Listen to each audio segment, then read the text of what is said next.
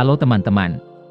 Saat ini, Cina sedang berusaha meningkatkan kekuatan dan kehadiran militernya di dekat Laut Taiwan.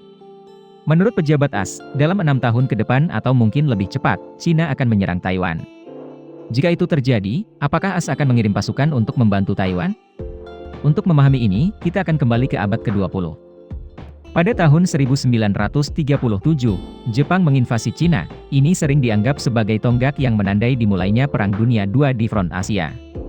Saat itu, Cina sedang dalam perang saudara antara Kuomintang dan Partai Komunis. Segera setelah mereka diserang, Kuomintang dan Partai Komunis untuk sementara berhenti berperang melawan Jepang. Awalnya, tentara Cina menderita kekalahan beruntun dan banyak kematian karena senjata yang jauh lebih tua dari Jepang. Tetapi sejak Amerika Serikat memasuki perang pada tahun 1941, situasinya benar-benar berubah. Cina menjadi bagian dari sekutu dan menerima banyak uang dan senjata dari Amerika Serikat. Berkat itu, mereka membalikan permainan dan menjaga wilayah mereka tetap utuh sebelum invasi Jepang.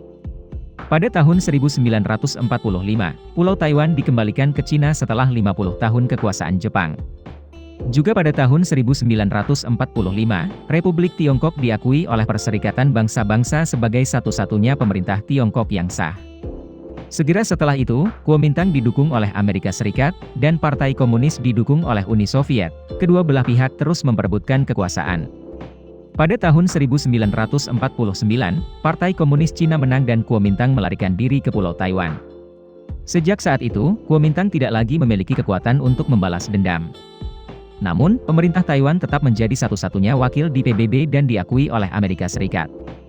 Pada tahun 1950, ketika Perang Korea pecah, Amerika Serikat meminta Taiwan untuk mengizinkan Amerika Serikat mendirikan pangkalan militer di pulau itu untuk persediaan dan logistik. Sebagai imbalannya, Amerika Serikat akan memberikan bantuan ekonomi dan militer ke Taiwan untuk mempertahankan diri dari serangan Cina.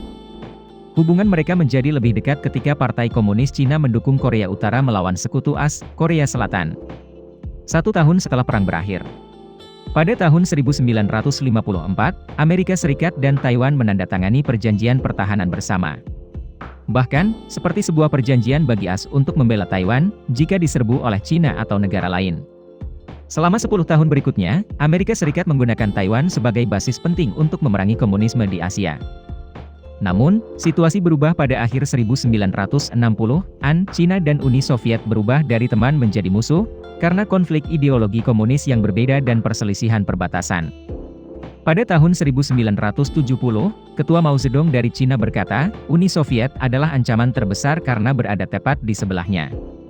Oleh karena itu, mereka memutuskan untuk berdamai dengan Amerika Serikat, dengan berhenti mendukung perlawanan Vietnam.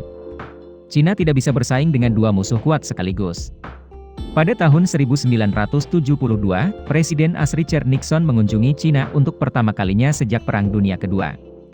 Sejak itu, Amerika Serikat menganggap Cina sebagai mitra strategis untuk melawan kebangkitan Uni Soviet. Namun, Amerika Serikat mempertahankan hubungannya dengan Taiwan. Hingga 1979, Amerika Serikat memprakarsai kebijakan yang sama sekali baru, mengalihkan pengakuan dari Taiwan ke Cina. Di bawah kebijakan itu, kedutaan akan dipindahkan dari Taipei ke Beijing. Presiden AS yang baru Jimmy Carter mengatakan, Cina lebih penting daripada Taiwan karena mereka dapat membantu kami lebih banyak ketika menghadapi Uni Soviet. Dia juga mengumumkan bahwa dia akan mengakhiri aliansi dengan Taiwan. Namun, banyak anggota Kongres menentang keputusan ini. Karena mereka tidak menaruh kepercayaan penuh pada rezim komunis Cina. Setelah banyak diskusi, konstitusi baru diamandemen. Undang-Undang Hubungan Taiwan lahir. Di bawah undang-undang, Amerika Serikat terus mempertahankan hubungan ekonomi dan berkomitmen untuk menjual senjata atas permintaan Taiwan. Tetapi ketentuan yang paling menonjol dalam undang-undang baru tersebut adalah bahwa Amerika Serikat tidak berkewajiban untuk melindungi atau memberikan bantuan militer jika terjadi serangan terhadap Taiwan. Fakta bahwa Amerika Serikat memutuskan aliansi militernya dengan Taiwan, tetapi tetap berkomitmen untuk menjual senjata ke Taiwan, membuat para pemimpin Cina skeptis dan berulang kali memprotes dalam pertemuan bilateral. Setiap kali Cina mengajukan pertanyaan, Amerika Serikat menenangkannya dengan mengatakan bahwa Amerika Serikat secara bertahap akan mengurangi penjualan senjata ke Taiwan. Namun sejak itu hingga kini, AS tidak mengurangi jumlah senjata yang dijual ke Taiwan.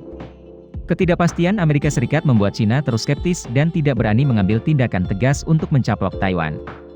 Sejak runtuhnya Uni Soviet pada awal tahun 1991, kepentingan Cina bagi Amerika Serikat mulai menurun.